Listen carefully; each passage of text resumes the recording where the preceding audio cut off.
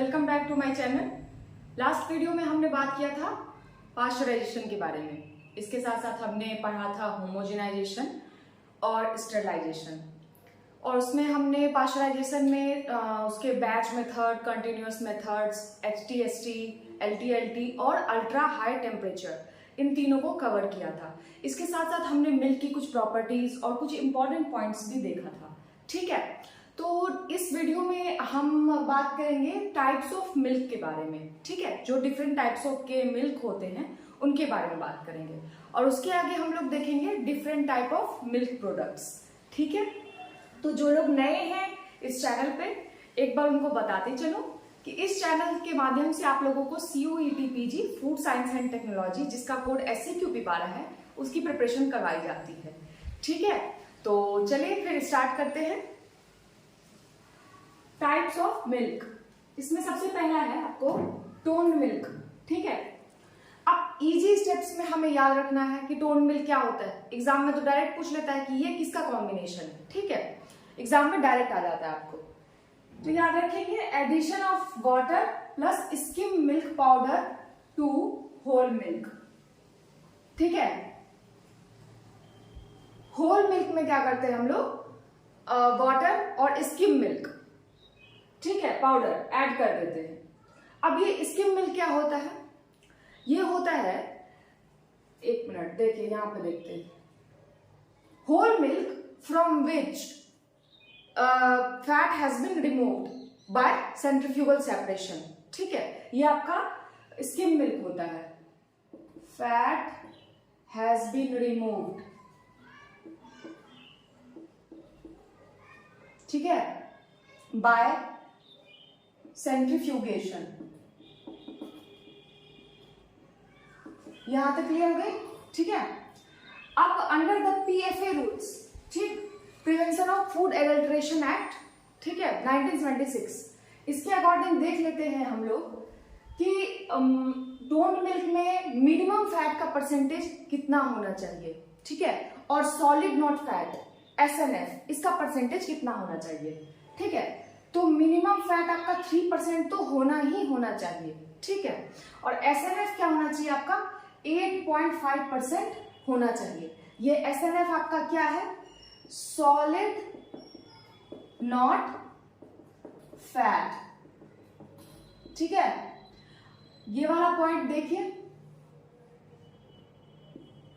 Exact उठा के पूछ देता है एग्जाम में। टोन मिल्क में मिनिमम SNF कितना होना चाहिए, ठीक है, डबल टोन मिल्क में कितना होना चाहिए। तो हमें जो है ना बेसिकली यही याद रखना है, और इसका फॉर्मेशन याद रखना है कि ये कैसे फॉर्म होता है। ठीक है, बस ऐसा नहीं कि हमें पूरा एकदम देख टोन मिल्क का पूरा इतिहास पढ़ना है, नहीं, टू द पॉइंट पढ़ना है। ठीक है, अब आते हैं डबल टोन मिल्क। ठीक है, काऊ और buffalo milk plus fresh skimmed milk.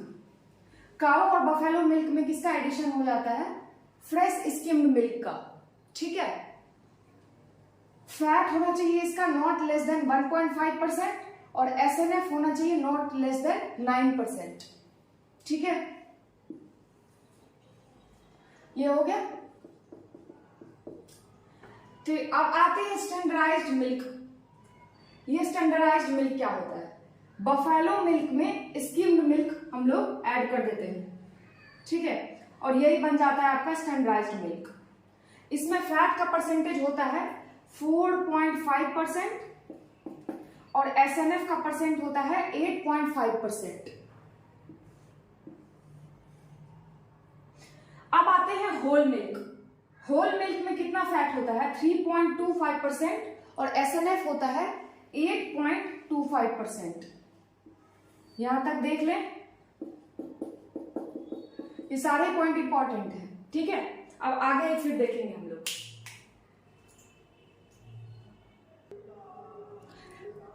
अब देखते हैं हम लोग स्किम मिल्क के बारे में। ठीक है, तो इसका है इट में not contain more than 0.5% fat by weight. Okay, 0.5% minimum fat इसमें होना चाहिए। ठीक है, और इसका SNF कितना होगा 8.7%। ठीक है, ये आपका हो गया स्किम्ड मिल्क का। अब आते हैं रिकम्बाइंड मिल्क। एक्चुअली ये रिकम्बाइंड मिल्क जो है आपका, ये ऑपरेशन फ्लड स्कीम जो 1970 से 1975 के बीच में चलाया गया था, ठीक है। और जो इसके मेजर सिटीज थे वो थे बॉम्बे, कलकत्ता, मद्रास, उस टाइम के ये सिटीज थे, ठीक है। तो वहां पे ये स्कीम चलाया गया था वर्ल्ड हेल्थ प्रोग्राम के द्वारा, ठीक है। तो उनमें डोनेट किया गया था ये सारी चीजें, बटर ऑयल और स्किम्ड मिल्क पाउडर वगैरह डोनेट किया गया था, ठीक है। तो उसी से इस रिकम्बाइंड मिल्क का जो वो लोगों ने इन्वेंट किया इसको, ठीक है। और वहीं से इसका प्रोडक्शन फिर शुरू हो गया। तो अब हम देखते हैं कि ये बटर रिकम्बाइंड मिल्क जो है ये एक्चुअली होता क्या है। Product obtained when butter oil, देखिए ये जो बटर ऑयल है देख रहे हैं आप यहाँ पे, इसको हम लोग अनहाइड्रस मिल्क भी बोलते हैं, ठीक है, ड्राई पाउडर। उसके बाद आता है, फिर से देखते हैं, product obtained when butter oil, skimmed milk powder and water are combined in correct proportions to yield fluid milk, ठीक है। जब butter oil, skimmed milk powder और वाटर, इन तीनों को जब करेक्ट प्रोपोर्शन में कंबाइन करते हैं तो उसका किसका फॉर्मेशन होता है, रिकम्बाइंड मिल्क का, ठीक है। तो ये देखिए यहां है butter oil plus skimmed milk plus water, skimmed milk powder plus water, ठीक है। अब पीएफए रूल के अकॉर्डिंग कितना परसेंट फैट और कितना परसेंट एसएनएफ कंटेन करना चाहिए रिकम्बाइंड मिल्क को, तो 3% फैट और 8.5% एसएनएफ कंटेन करना चाहिए, ठीक है। ये था आपका रिकम्बाइंड मिल्क। तो जैसा कि मैंने आप लोगों को बताया कि ऑपरेशन फ्लड के थ्रू हुआ था, ठीक है। और उसके बाद अब हम आगे इसका देखेंगे, एक बार डायग्राम देख लेते हैं, ठीक है, कि रिकम्बाइंड मिल्क बनता कैसे। टोन मिल्क और डबल टोन मिल्क वगैरह तो सबको लगभग पता होगा, ठीक है। लेकिन जो कुछ डिफरेंट टाइप के मिल्क है, recombined milk, rehydrated milk, imitated milk, उसके बाद फ्लेवर्ड मिल्क, ये सब कुछ नई वैरायटीज हैं जो कि एग्जाम में बहुत आते हैं। तो हमें इन सब चीजों पे कमांड होना जरूरी है, ठीक है।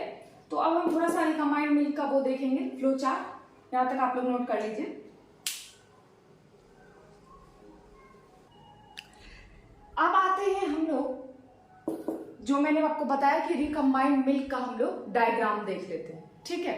तो रिकम्बाइंड मिल्क क्या था, रिकम्बाइंड मिल्क है क्या, ऑपरेशन फ्लड स्कीम के थ्रू इसको इंट्रोड्यूस किया गया था, ठीक है, मार्केट में। और butter oil, scheme milk powder और वाटर, इन तीनों का कॉम्बिनेशन है, ठीक है। और जो ऑपरेशन फ्लड स्कीम था वो किन किन सिटीज में वो किया गया था, बॉम्बे, कलकत्ता, मद्रास और हाँ बॉम्बे, कलकत्ता, मद्रास और दिल्ली, ठीक है। इन 4 स्टेट्स में आपको ये ऑपरेशन फ्लड स्कीम वो इंट्रोड्यूस किया गया था, ठीक है। और वर्ल्ड हेल्थ प्रोग्राम ने जो भी प्रोडक्ट्स डोनेट किए थे उसमें ये butter oil, skimmed milk powder वगैरह, तो इससे ये रिकम्बाइंड मिल्क का फॉर्मेशन हुआ, ठीक है। अब आते हैं इसका मैन्युफैक्चर, जो इसका फ्लो डायग्राम है वो एक बार हम लोग देख लेते हैं। देखिए, receiving water in pasteuriser by vat, ठीक है, pre heating 38 to 49 degree Celsius, addition of skim milk powder and mixing 38 to 43 degree Celsius, ठीक है, 38 to 43 डिग्री सेल्सियस, ठीक है। इसके बाद addition of butter oil and mixing.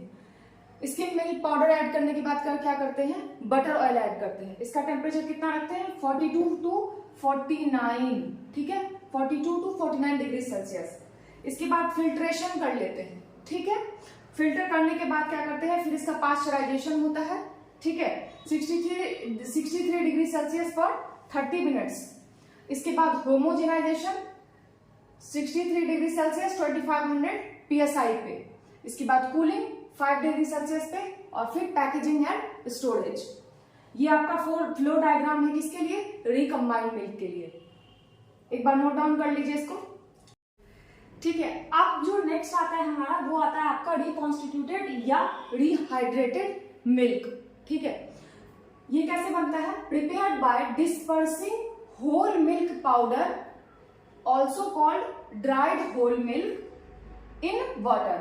ठीक है, होल मिल्क पाउडर जो है उसको हम लोग वाटर में डिस्पर्स कर देते हैं यूनिफॉर्मली, और उसके बाद उसका प्रपोर्शन क्या रखते हैं हम लोग?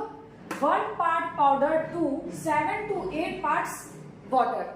ठीक है, 1 part powder 7 to 8 parts water में मिक्स कर देते हैं, तो हमारा क्या बन जाता है? Rehydrated milk. ठीक है, अब आते हैं विटामिन डी मिल्क। मिल्क जो है very poor source of vitamin D, इसीलिए हमें क्या करना पड़ता है? विटामिन डी को एडिशनली ऐड करना पड़ता है। ठीक है, फोर्टिफिकेशन करना होता है मिल्क का। तो इसके लिए हम लोग क्या करते हैं?